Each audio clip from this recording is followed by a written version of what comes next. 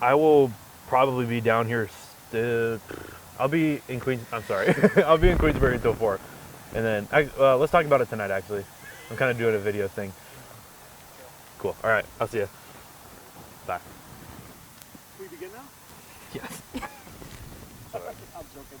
The paparazzi. You ready?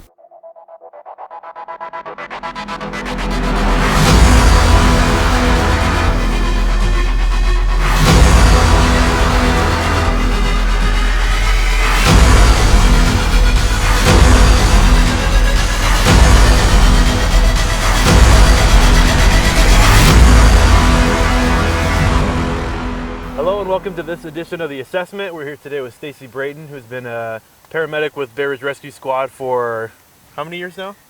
6 years. 6 years. Excellent. You don't want to miss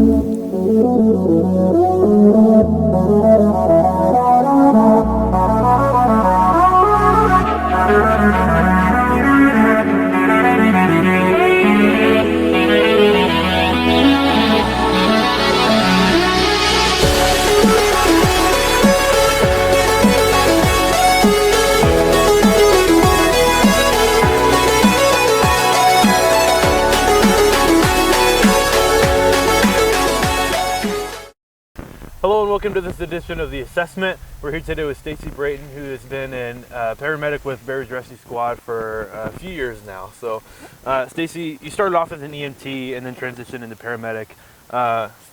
Going back before that, what made you even want to get into EMS to begin with? Well, I knew I always wanted to get into the medical field, and I did prereqs for nursing, and then didn't get into any of the nursing programs locally because they're all very high competition and very busy, especially back when I was doing this. So somebody said, why don't you become an EMT? And I'm like, oh, I can't do that, And then one day I just kind of signed up and did it, and I did it with my mom, and it was a great bonding experience, and it was. Yeah. And here you are. And I did better than I thought I would. I was like, oh, I can't do it. And then I got through it and did really well. And yeah, and here you are, like almost 10 years later, yeah, still in the field. That's cool. Yep. Now, you mentioned you did the class with your mom. I Can you kind of explain what that was like? Well, we did it as like a bonding thing. Like, I never really thought anything would come of it. I didn't see it as like a career opportunity or anything like that. I just thought it would be really good training, and like it would look really good on my nursing resume, an EMT and volunteer and all that. And then life just kind of throws you what it does, and here you are. Yeah. Now, you're currently a paramedic, and you've been so for 4 or 5 years now? 6 years. 6 years, okay. What was the transition from EMT into paramedic like? Well, a lot of people do EMT to paramedic, but I wanted to wait. I wanted to make sure like this was something I really wanted to do, and like I was comfortable with it. And then I just got to the point where I wanted to do more. I kind of got frustrated. I'm like, okay, I can only do so much. So I applied at Hudson Valley, and they're like, yeah, come do the medic program. And I was like, really? And so I was really excited, and then I went and did that, and I actually did the full degree program with them, which a lot of people don't do. They just do like the certificate program, but I actually got an applied associate's degree in paramedicine. Okay, excellent. So that's something different that not a lot of people have. Yeah. Some people might not even realize that's an option. You can A degree, yeah. Yeah, I have a degree in paramedicine. Yeah. Now, what you mentioned you wanted to be able to do more in an ambulance. What can you do now as a paramedic that you weren't able to do as an EMT? Well, things have changed even rapidly, like since I got my paramedic. Back when I could only do EMT, like, we could only give oxygen, we could give aspirin. Like now they can give, they can help with nitro, they can give albuterol, they can, give standing order epi, stuff like that we couldn't necessarily do back then. So. And that's as an EMT. Right. And now as a paramedic, I can do IVs, I can do, intubations, and there's a whole box of drugs that, pain management and, up and coming, ketamine and stuff like that. So. Right. Yeah. It's kind of exciting in the sense of like there's always something new to learn. Yeah. Always something new rolling out, like new equipment and stuff. Yeah. It's completely different now than when I started. And there's things that have changed and then things that have come back, and it's crazy. You always have to be like on your game. Yeah, so. Absolutely. Now, one kind of interesting aspect of EMS is that we always kind of have like a favorite call or like a favorite type of thing to do. Although we don't wish for people to be hurt or be ill, we like to practice our skills. So what's one thing that you like every time you get the opportunity to do it, you enjoy doing? If there is. I know, it's so strange, right? Because everybody's different. I like the diabetic calls because you get the call, somebody needs help, usually they're, unresponsive or borderline unresponsive, and then you get there and you give them the D10, and it's like they come back to life. It's a really good feeling that you're actually, like, helping them, and you're saving their life is what you're doing. And you do it all on your own, and then a lot of times they come to, and then they don't want to go to the hospital because they're okay now, but, we try to get them to go. But. Right. Yeah. One thing you had also mentioned earlier, you were interested in nursing programs. Life kind of took you this way, which is awesome. How would you encourage people if they're looking into nursing or even paramedicine to kind of pursue that career field? You never know what you're going to get. I feel like, and I don't know because I've never done nursing, but, they teach you this is how you do it every time, all the time. And they teach us that in paramedic too, but a lot of times you have to think on your feet. I just had a call recently, like, it was down an embankment and we couldn't get the ambulance down there. And I was like, what do we do? And then we ended up putting the patient who was critical on the back of a pickup truck, the firefighter pickup truck, and getting him up the side of the mountain. And it was crazy. And I've never done anything like that. Yeah. So it's a lot of thinking on your feet. You never know what you're going to get. And it's exciting. It's an adrenaline rush for sure. Yeah, very much so. And in your time in EMS, what's maybe one call that really sticks out to you? I know you just mentioned that one, but one that's really had an impact on you.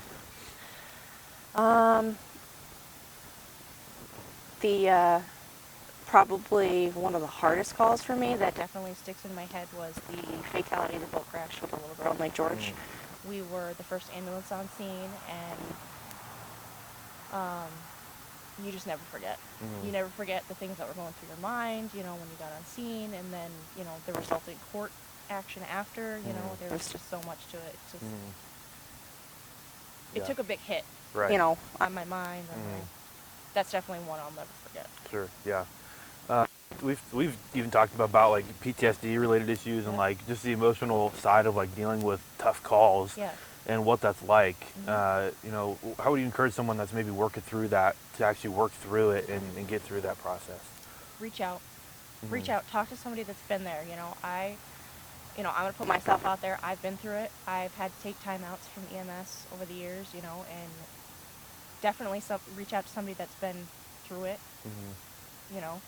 Like there's been some stuff that's happened in recent years, and I always reach out to, like, accidents or whatever. I reach out to the provider. I'm like, hey, I'm here.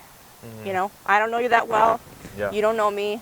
You can talk to me. I can help you. I can.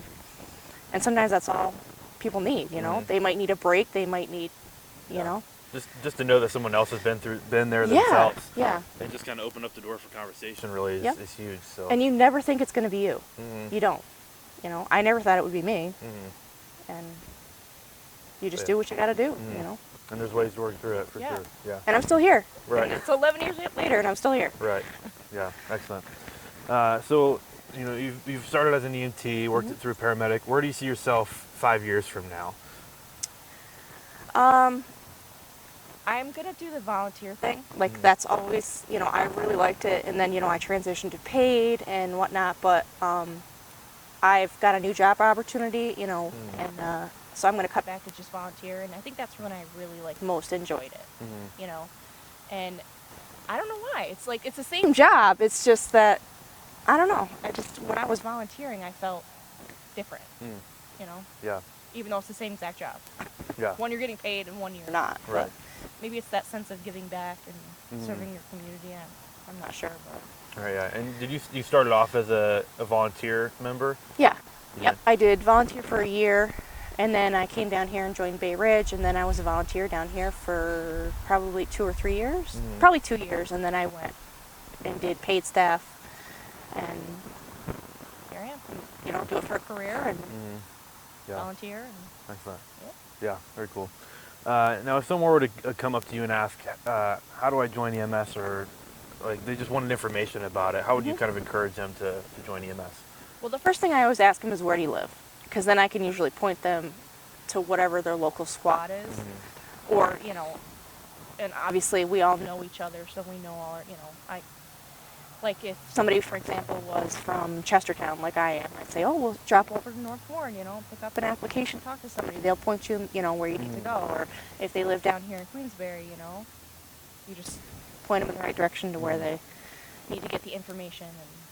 And it's free training. I mean, if you join the squad and give your time and the effort, they pay for it, which is cool, Yeah. Not many things in life are free. Yeah. Yeah, absolutely. And then if they were maybe kind of on the fence of like, I don't know if I'm the right kind of person for EMS, or like, I don't know if it'd be for me, like what would you tell them? That was me, to a T. My dad pushed me for years, and I was like, I can't scrape people up off the sidewalk, or, because you see people on the worst days of their life, and you just do, you handle it, and you just do. Yeah. And it's not as hard as you think it is. I like the more compassionate side of it. I'll hold your hand. If I can't do anything in the world, I'm going to hold your hand. Right. And tell you, I'm there. I'm right there with you. Right. Yeah. That's a huge part of our care as EMS providers, for sure. Yeah. Excellent. Well, Stacy, thank you for your time today. As always, thank you guys for watching. Be sure to like, share, and subscribe to these videos. Follow us on Facebook and YouTube. And as always, have a great day. Good.